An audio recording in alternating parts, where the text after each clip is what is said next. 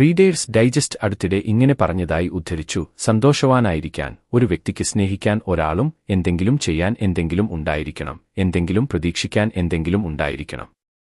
നിങ്ങളുടെ പ്രതീക്ഷ എന്താണ്? നിങ്ങൾ എന്തിലാണ് പ്രത്യാശ അർപ്പിക്കുന്നത്? ഗവൺമെന്റ്? വിദ്യാഭ്യാസ സമ്പ്രദായം? നിങ്ങളുടെ പ്രതീക്ഷ എന്താണ്? എന്റെ പ്രത്യാശ എവിടെയാണെന്ന് ഞാൻ നിങ്ങളോട് പറയാൻ പോകുന്നു. എന്റെ പ്രത്യാശ ഒരു സംഘടനയിലല്ല. എന്റെ പ്രത്യാശ ഒരു പദ്ധതിയിലല്ല. എന്റെ പ്രത്യാശ ഒരു ഉടമ്പടിയിലല്ല. എന്റെ പ്രത്യാശ പിതാവായ ദൈവത്തിന്റെ, കർത്താവായ യേശുക്രിസ്തുവിന്റെ വലതുഭാഗത്ത് ഇരിക്കുന്ന ഒരു മനുഷ്യനിലാണ്, ഒരു വ്യക്തിയിലാണ്.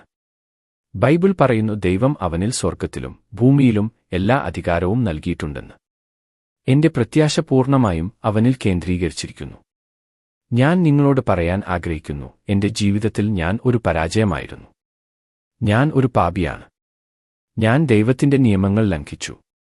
ഞാൻ ന്യായവിധി അർഹിക്കുന്നു. ഞാൻ നരകം അർഹിക്കുന്നു. പക്ഷേ അവൻ വന്ന് ആ കുരിശിൽ എനിക്കുവേണ്ടി മരിച്ചു. അവൻ വന്ന് ആ കുരിശിൽ മരിച്ചതിനാൽ ഞാൻ രക്ഷിക്കപ്പെട്ടു. ഞാൻ രക്ഷപ്പെട്ടു. എനിക്ക് പ്രത്യാശയുണ്ട്.